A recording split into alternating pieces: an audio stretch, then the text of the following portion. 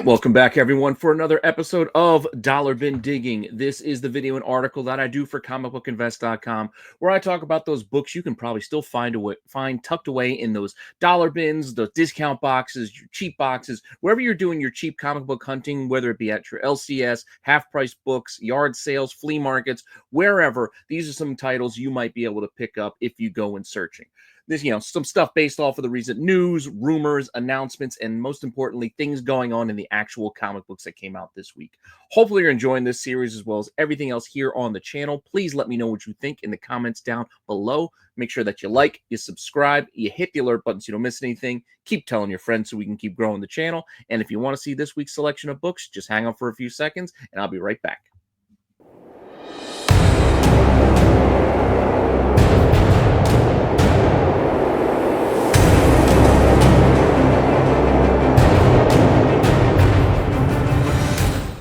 All right, I know this is a couple of days late because my day job got in the way, but here is this week's Dollar Bin Digging, and we're getting right into it with the actual comic books. So these are some new releases that came out this week and some fun first appearances and characters, etc., that kind of tie into that. We're going to start off going back and forth between Marvel and DC, and we're going to start off with DC first with Action Comics 1084. New this week, we've got Scorch still guest appearing on this with Superman, but that's not who we're here to talk about. We're here to look inside this book and see the reference to both Major Disaster and his daughter Minor Disaster. Now, Major Disaster is a character that's been around for ages, so you're not going to find his first appearance in a dollar bin, as you got to go all the way back to, what is it, like the 60s? Yeah, 1966 with Green Lantern issue 43. Yes, he looked quite a bit different in that, pink purplish kind of getup, but that is the character. So once again, you're not finding this 12 center in a dollar bin, but it's worth knowing in case you wanted to go do more, get some more info on the character of Major Disaster. However, we're going to talk about his daughter right here who is telling this story, Minor Disaster. She is a character you could find her first appearance a little bit easier than his if we're looking in those discount bins. And again, here's Minor Disaster, and she actually appeared only a few years ago. A couple, actually. I mean, October 2018, this is Harley Quinn number 52. Awesome cover, by the way, but it is foil. I kind of wish it wasn't foil and shiny, but it's a Tedesco foil cover. You can go and find this out there. There's also another cover on this, but I picked this one because it is my favorite. I do like it. But this book, inside, at the end, we do get the appearance of Minor Disaster. No confusion of who she is. She's right there. Her name appears in everything. So, tail end cameo of the book, but that is her, and it's pretty much accepted as her first. So, it's not an expensive book, so don't go sweating it and playing the game of semantics over, well, is it a cameo first full? Do I want both? Hey, you want to get the next issue? Get the next issue too. But point being, this one, as cool as the cover is, and it's worth it just looking for the cover, if you want to get that first appearance too, you can for all of $2 to $4. That was recent sales, $2 and $4. And available copies are listed in the likes of $2.80 to $4.99, which is basically cover price and less. So once again, cheap book you can find out there. You get yourself a first appearance and a pretty sweet cover to go along with it. Now, we're going to bounce from DC over to Marvel. As I said, we're going to kind of ping pong back and forth this week as we go through this. I'm going to go over to Marvel and talk about Deadpool. So, Deadpool number 12. Pools of Blood Part 3. This is the crossover he's got going with Miles Morales. I'm not really up to date too much on this, but enough that we can look inside this book and see that in this week's issue, we did get an appearance of this guy right here, the very first Spider-Man. Now, I'm going to do my best in pronouncing his name. It is Kwaku Anansi. Anansi I got because I did read or audiobooked Anansi Boys by Neil Gaiman way back in the day. But Kwaku Anansi was the very first Spider-Man, if you listen to Ezekiel, way back in the comics. Now, there is a reference to this character, unnamed, before we get the full explanation. So way back in December 1988, in this Mighty Thor book, issue 398, we get a view of some other gods and character types, and I believe one of these two is supposed to be the character that they kind of bring back up and retcon to be Anansi later. I believe it's one of those two, but we got all these other gods out there to mix it and getting in the mix too with the whole Thor book. Now, this book is very cheap. Again, it's unnamed. It's not even clear if this really is the character or not, but some online resources point to it. So I just wanted to mention it and also point out, even if you wanted to grab it, it's not going to cost you an arm and a leg. This book, $1.78, 75 cents, $6 at the most. Listed copies, $1.52, $2, $7.25. Granted, condition sensitive and all that, but it's still, even in its higher grades, is not a very expensive book. So if you want to get it, just in case, cover your bases, you can. Now, if you do want a more clear appearance of the character with the name, then we're going to be looking at Amazing Spider-Man 48, Legacy Issue 489. So this still goes back a ways. This is December of 2002. And inside this book, we get the backstory of the first Spider-Man here, as told by Ezekiel, as he's telling Spider-Man about the spider totems. And again, I didn't love the storyline back then, but I get it. It's part of the history now. I mean, it's over 20 years ago now, so we can still pay it the respect that it has. It was a tale they told, and we can reference it. So here is Anansi, Kwaku Anansi. Even says it right there in the text. He doesn't look quite like he does now because, I mean, this is telling the story, and then he'll get his get up on later. But this book also not an expensive book. You can find this $3, but look at that newsstand $22.50.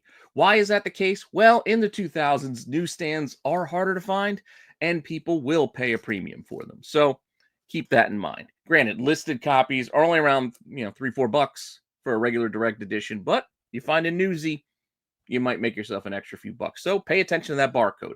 The direct edition says direct edition. The newsstand does not. Easiest way to tell once we get in those later days of the newsstand era.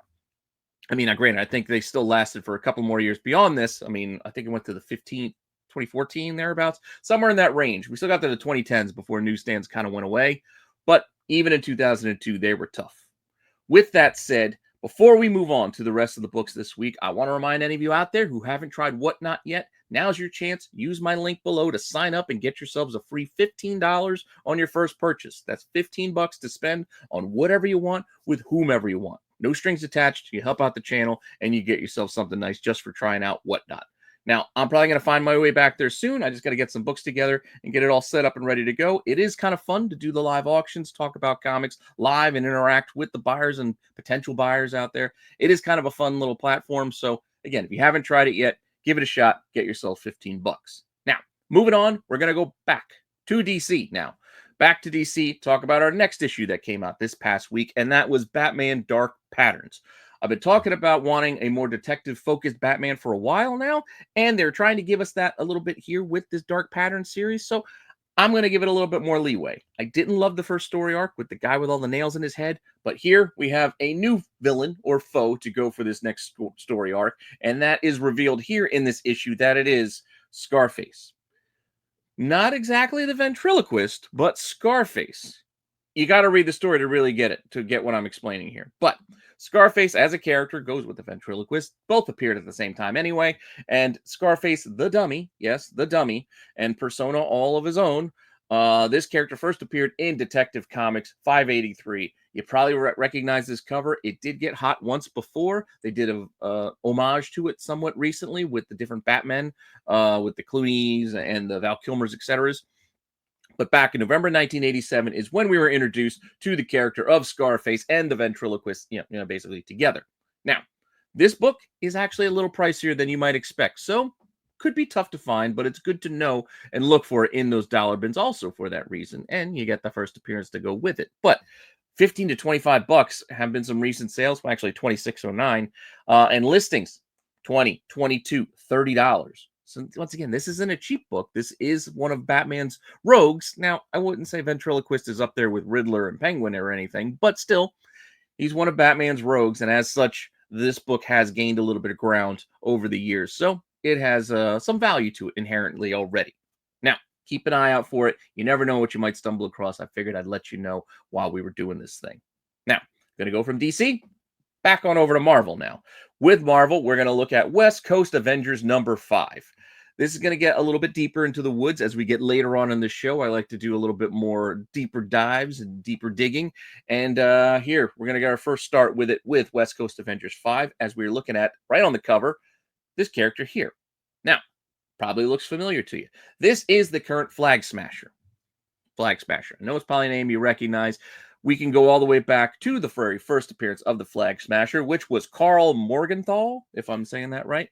He was gender swapped in the Falcon and Winter Soldier television show over on Disney Plus, and it was cast by the girl who was also in Solo, I believe, and she played the character Flag Smasher in that series. Now, Flag Smasher here, the original, appeared again. This is a book that got hot because of that series and because of her ties to this book in Captain America 312. So once before this book was on the spec cycle and got a little hot, people pulled them out of those cheap bins. But it's been a while since Falcon and Winter Soldier. And again, we can kind of put this back in those cheap boxes, and there's still probably some in there. August 1985. Cover should jump right out at you as the character is jumping out at you as well. But inside this issue, we get introduced here to Flag Smasher. Now, still, even though it hit the cycle before, it's not that expensive. Yes, copies can sell for $8 to $10, but that's still not too far out of pocket. You can see copies listed as cheap as $3, $8, up to $12. Condition sensitive, obviously, but there are cheap options out there that you might be able to find even online. But I'm not telling you to look online. I'm telling you dig in those boxes near you. Because who knows what's in shops and places that you can search near you, because it's going to be different for everyone across the country and across the world, realistically. But with that said, this is a book, just to keep in your mind's Rolodex of a first appearance to keep an eye out for. That was the very first Flag Smasher. The next iteration of the character came many years later, and this is Guy Therault. I don't know if I'm pronouncing that right at all, but a little bit of an updated look, but still keeping the mace, keeping the black and white kind of color theme going there. This character appeared here in Young Avengers and the Runaways, the Civil War crossover event from 2006. So once again, you can see that's a good, 20 years later, 30 years later? No, I guess it's just 20 years later. Point being, Young Avengers and Runaways. This issue 1 is a book that you can find out there for very cheap. Here we go. There's the new Flag Smasher. The art in there is kind of fun too. I kind of dig it. And the story ain't bad if you like those younger characters of the Runaways and Young Avengers. But this book, very, very cheap. You can see here, even online, $2.50, $2.70 recent sales. Copies available, $1.70, or all 4 issues, $7.99 for all 4 of them. So it's like $2. $2 and less. Very, very cheap. So it's a book you can definitely find out there if you want to go and digging for it. Now, neither of those is actually the character on the cover of this week's West Coast Avengers, though. I just wanted to give you that history of the character of Flag Smasher. The current Flag Smasher is also somebody you're very familiar with, and that is Grant Rogers. Grant Rogers. It's Hydra Cap. You guys remember Hydra Cap.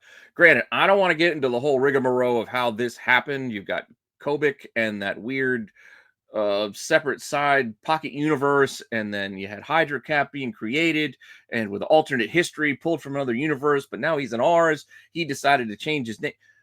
It's kind of convoluted. Point being, Hydra Cap himself is the current Flag Smasher. But before we get to that, let me tell you a little bit about, in July of 2007, the Uncanny Avengers 5-issue run. This is the final issue of that series, where it is revealed that our bad guy in this series is actually that Hydra Captain America. Now, at the start of this particular issue, we get sort of a flashback with him. And, well, I know it's Mr. Sinister, but it's not Mr. Sinister. He's going by a different name, too. Told you, convoluted. It's comics. It happens. But he decides here, call me Grant Rogers. The other guy's tainted the first name, so he don't want to be called Steve. He wants to be called Grant. All right, cool. For whatever reason, that's where we get the name Grant Rogers for the first time. But by the end of this issue, we get him announcing that he shall be the new Flag Smasher. And he's got this new look, white suit, yada, yada, yada. And it is the look we see on this week's West Coast Avengers. So this is the current Flag Smasher. And, yeah, I guess first iteration of this version of the character. So Uncanny Avengers 5 would be the one you could dig for. And it is also a very cheap book. This is... Oh, I'm sorry. I didn't update the slides. This is a couple of bucks. I don't even need this here. It's a couple of bucks. You know it. You can find it out there. But that's not the first Hydra Cap. Again, I don't want to go into the whole semantics of, well, which one is this, the first appearance of, when does he announce it, when is it revealed, all of that. A lot of places point to the origination of this version of Captain America to Captain America #7, the Sam Wilson run. So Sam Wilson, Captain America, in that 7th issue. Captain America is back, albeit it's not the one we expect. Because remember, Captain America got old, and then he again, mystical universal powers, kind of convoluted is the easiest way to explain it. It is complicated to really follow through on the through line of this storyline, if you ask me. So I'm not going to try any further than that. Point being, this is generally considered that first appearance of that Hydra Cap character. So I'll point to it here. Captain America #7. Again, books out there, $5-7. Copies listed around $7, $8. That is the cover price, or pretty close to it. It was a $5.99 cover because it is a thick edition, it's anniversary, etc. See, celebrating 75 years of Captain America. Pretty cool. Alex Ross cover here as well. Now, there is your Flag Smasher Hydra Cap breakdown. I have even a little bit more for you coming up. But before we get to that, my other announcement is, for those of you who need supplies, use my code and the link below, Renna10, to save yourselves 10% off your BCW order. You got to get bags, boards, long boxes, short boxes, CGC boxes, top loaders, whatever you need to keep your comics and collectibles safe. Use BCW. They got a product for you, and save 10% off your entire order using my code Renna10. Just keep that in mind. If you're making an order, use that. Save yourself some money, because there's no harm in doing so, and you help out the channel while you do it. Now, getting to our last couple of comics. These ones might go a little bit longer than the last ones because we're going to do a little bit of a deeper dive, and we're going to go back to DC for this one, a book we actually reviewed on the TAC show this past Wednesday, Green Lantern Corps #2. Now, if you read this or saw a review of this, you know that I did enjoy this book, and we do kind of get the return of a lot of those Red Lantern characters. So we can have some fun digging back into those characters, even though they are no longer Red Lanterns. You got to catch up on your Green Lantern reading to find out why. But still, we do get Atrocitus right here at the start of this issue. Big bad, captain of the ship. This is the guy we're looking at here. Atrocitus. So his first appearance, we're going to single him out first and look at that Green Lantern #25 from 2007 seems wrong. Oh, no, that's right. Yeah, December 2007. All right, anyway, supersized finale of this storyline, Green Lantern 25. We get that first, I'm still going to call it a tease, because I know a lot of places will call this the first Atrocitus, but realistically, he's just in a big splash page panel, along with Larfleeze here, and it is our first looks at these characters as we're teasing the whole, what's to come with the lantern and all the different colored rings and all that. Like, it's starting off here, but it's still just a one-panel appearance. Just want to be clear on that. But it is what most people consider his first appearance, because it is clearly him, and he's got his old gear and everything. Now, this book, for that reason, and with Larfleeze included, and amongst all the other colors of the spectrum, whatever, this book is not cheap. So, kind of like that Mignola detective book, this one is already a little pricey. Copies recently sold $18 to $22. Asking prices $18, $22, $25, depending on condition, etc. It's just a good one to know, because it's already got some value already attached to it. It's not one of those cheap ones that you can find and just kind of put in a box and hope for the best. This one, if you find it, it's already worth a few bucks. So with that, there is Atrocitus. Now, apart from him, we have the rest of his former Red Lantern crew mostly appearing in this book too. We're going to kind of go through them sort of one by one, but also kind of in a pile. You'll see. But right here inside this story, we also have Bleeze. So Bleeze is right there. She, again, was one of his, it was like she was kind of like his lieutenant, his #2 in the Red Lantern Corps. I think she even tried to overthrow him at one point. But Bleeze, pretty cool design. She had those like skeletal wings. And again, the Red Lantern's blood, anger, all that. She first appeared with many in this October 2008 Rage of the Red Lanterns special as part of the Final Crisis series. And that's where we got introduced to a bunch of these characters here. So we're just going to kind of remember this book. Remember this book, because we're going to be talking about it a bunch here right now. So, Final Crisis, Rage of the Red Lanterns, #1, October 2008. Inside here, you can see there's Bleeze. She's also in a couple other panels, but this is kind of her call-out special panel where you get her name and everything. You can see Arkillo is another character there. Multiple characters introduced in this book, and we're going to continue on with it, with going back to this week's book first. And you can see also inside this current issue of Green Lantern Corps, we got another guy right here who is part of Atrocitus' current crew, no longer carrying a ring. It's Hager. Multiple eyes, got the little horns. It looks a lot like Larfleeze to me. I got confused a few times, but you can see it is slightly designed differently. But he is also in this Rage of the Red Lanterns book. So There's another reason to look for it. So now we've got 2 first appearances at least, as he is right back over here in the back corner, along with a huge allotment of other Red Lanterns as well. And we're going to talk about a few more that are spotlighted in this current book, including that little cat there. Remember the cat? Yeah, this cat right here, Dexstar. Looks like a sweet little kitty right now. But believe me, this cat was anything but Dexstar. It seemed silly at the time, but I tell you, this character became a fan favorite of many. Dexstar, especially when you get that backstory of why this cat was so angry and became a Red Lantern. It's kind of touching. But this cat also first appeared in that same book. So once again, this has many first appearances inside of it related to Red Lanterns. And you also get a little backstory on our main man, Atrocitus, there at the front. Because at the start of this issue kind of gives that backstory, how he's starting these Red Lanterns. So also a bit of more importance there, considering that other book, the Green Lantern 25 I already talked about, is just a one-panel cameo. So with that said, here in this book, again, he's in there a couple of times, but here's a good call out for Dexstar right there, our Red Lantern cat. Still not done. I got one more to talk about because it does tie to this book, and that is this guy right here. It is not Sugarman from the or MODOK from the Marvel Universe, but it is yet another big head character with tiny little hands and tiny little legs. Zilius Zox. Zilius Zox? Well, that's his name, and he appears here as apparently he's the power battery for their ship, and he still has his Red Lantern gear on, so Atrocitus is using him at this point. More to come on that story, because again, it's only just started. It's issue 2. But Zilius Zox, right here. This guy, big head, little appendages. Red Lantern. He also appears in that same book that we've been talking about, Rage of the Red Lanterns 1 from October 2008. And his best real appearance in here, he's got like a couple of panels, but his best shot is really here when that big head is eating a Sinestro Corps member. Now that we've gone through all the ones I wanted to spotlight, at least for that book, again, there's a couple others that I didn't mention that you can see some of the little Red Lanterns flying around, but the ones that appeared in this week's issue are the ones I spotlighted. So this book, you might think is going to be expensive, but it's really not. There's copies that sold for as much as $20, but that's kind of an outlier because most of the time, best offer on 10, one bid at $2. Copies listed, $11.50, $15. Different cover, because there is another cover. It doesn't have Atrocitus on it. $9, but it's really not that expensive. Yes, $10 maybe, but considering all the first appearances you get in it, it might be a good one to keep an eye out for, is all I'm saying.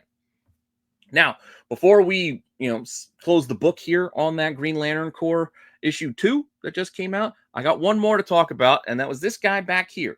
Now, the monkey guy who is with Bleez was new for this storyline, so I don't got no callback that I know of who that is, who is the monkey. But that guy way, way, way in the back with a blue face, Night-Lik. Yeah, it's a weird name, but Night-Lik, we do know of him.